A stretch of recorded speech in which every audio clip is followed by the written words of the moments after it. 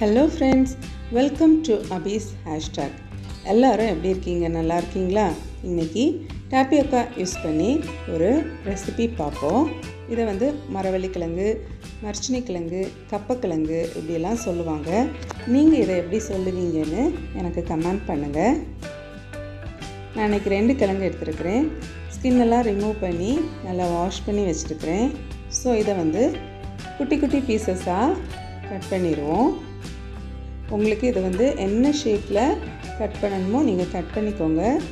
கொஞ்சம் பெரிய சைஸாக இருந்தால் கூட பிரச்சனை கிடையாது.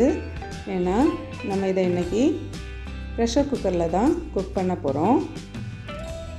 ஸோ இப்போ ஆல்மோஸ்ட்டு நான் என்னோடய கிழங்கு எல்லாத்தையும் கட் பண்ணி முடிக்கிறேன். இப்போ ஸ்டவ் ஆன் பண்ணி ஒரு குக்கர் அடுப்பில் வச்சுக்கோங்க. நம்ம கிழங்கு முங்குறது வரைக்கும் நமக்கு தண்ணி தேவைப்படும். ஸோ அதை இதில் சேர்த்து நல்லா கொதிக்க விடுங்க. கொதித்ததும் அதுக்கு தேவையான சால்ட்டும் மஞ்சத்தூளும் போட்டு நல்லா மிக்ஸ் பண்ணி விடுங்க. ஸோ இப்போ நம்ம கட் பண்ணி வச்சுருக்கிற கிழங்கை இதில் ஆட் பண்ணிடுவோம். ஸோ இதை ஆட் பண்ணிவிட்டு கொஞ்சமாக பாயில் ஆகிறது வரைக்கும் வெயிட் பண்ணிக்கோங்க. ஸோ இந்த டைமில் நீங்கள் இதுக்கு தேவையான சால்ட் நீங்கள் செக் பண்ணிக்கோங்க. சால்ட்டு தண்ணியில் கொஞ்சம் ஜாஸ்தியாக தெரிகிற மாதிரி இருந்துச்சுன்னா கிழங்குக்கு கரெக்டாக இருக்கும். ஸோ இப்போது மூடி போட்டு ஒரு விசில் வச்சுருவோம். நான் இன்றைக்கி 2 விசில் வைக்கிறேன். உங்களோட கிழங்கு ரொம்ப அதிக நேரம் எடுத்து குக் ஆகிறதா இருந்தால் நீங்கள் ஒரு 3 விசில் இதுக்கு வச்சுக்கோங்க. ஸோ விசில் வந்ததும் ஸ்டவ்வை ஆஃப் பண்ணிவிட்டு நல்லா கூல் பண்ண விடுங்க. கூல் ஆனதும் கிழங்கை ஸ்ட்ரெயின் பண்ணி வச்சுக்கோங்க.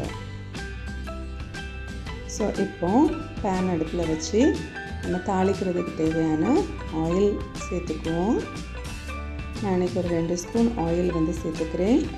இதில் கடுகு, ஜீரகம், கறி லீஃப் இன்றைக்கி நான் சேர்த்துக்கிறேன். உங்கள்கிட்ட காஞ்ச மிளகாய் இருந்தால் ஒரு 2 கிள்ளி போட்டுக்கோங்க. இதுக்கு கூட ஒரு ஆனியன் சேர்த்துக்கிறேன். ஸோ இந்த ஆனியன் நல்ல கோல்டன் ப்ரௌன் கலராக கொஞ்சம் கிறிஸ்பியாக ஆகணும். ஸோ அப்போ தான் இது ஒரு நல்ல ஒரு மனம் கொடுக்கும், சாப்பிட்றதுக்கும் நல்ல க்ரன்ச்சியாக இருக்கும். ஸோ இப்போ பாருங்கள், என்னோடய ஆனியன் எல்லாமே அழகாக கோல்டன் ப்ரௌன் கலரில் கிறிஸ்பி ஆகிடுச்சு. இந்த டைமில் நம்ம குக் பண்ணி வச்சுருக்கிறதான கிழங்கை இதில் சேர்த்துக்குவோம்.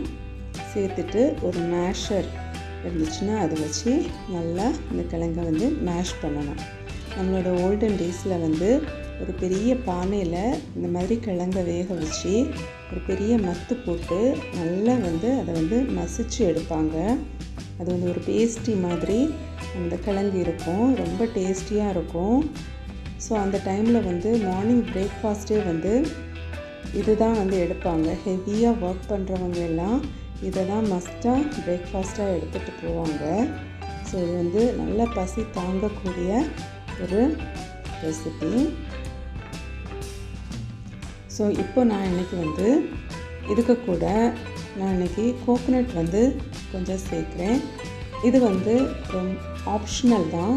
உங்களுக்கு விருப்பப்பட்டால் நீங்கள் சேர்த்துக்கோங்க. நான் ஒரு கை நிறைய கோகோனட் எடுத்து ஸ்ப்ரெட் பண்ணி விட்டுக்கிறேன். விட்டுட்டு இதை நல்லா கிண்டி கொடுங்க. அவ்வளோதான், நம்மளோட டாப்பியோக்கா மசியல் கூட்டு ரெடி ஆகிடுச்சு. ஸோ பாருங்கள், எவ்வளோ அழகாக இருக்குது. இப்போமே சாப்பிடணும் போல் இருக்குல்ல. ஸோ இதுக்கு கூட எல்லா கிரேவிஸும் இதுக்கு கூட பர்ஃபெக்டாக மேட்ச் ஆகும்.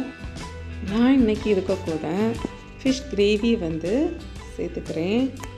ஸோ எத்தனை பேருக்கு இந்த காம்போ பிடிக்கும்னு சொல்லிட்டு கமெண்ட் பண்ணுங்கள். ஃப்ரெண்ட்ஸ், இந்த வீடியோ உங்கள் எல்லாருக்கும் பிடிச்சிருக்கும். நீங்களும் செஞ்சு பார்த்து உங்கள் ஃபீட்பேக்கை என் கூட ஷேர் பண்ணுங்கள். இந்த வீடியோ பிடிச்சிருந்தா லைக் பண்ணுங்கள், சப்ஸ்கிரைப் பண்ணுங்கள், உங்கள் ஃப்ரெண்ட்ஸ் அண்ட் ஃபேமிலிக்கு கூட ஷேர் பண்ணுங்கள். நான் இன்னொரு வீடியோவோட உங்களை சந்திக்கிறேன். பாய். தேங்க்ஸ் ஃபார் வாட்சிங்.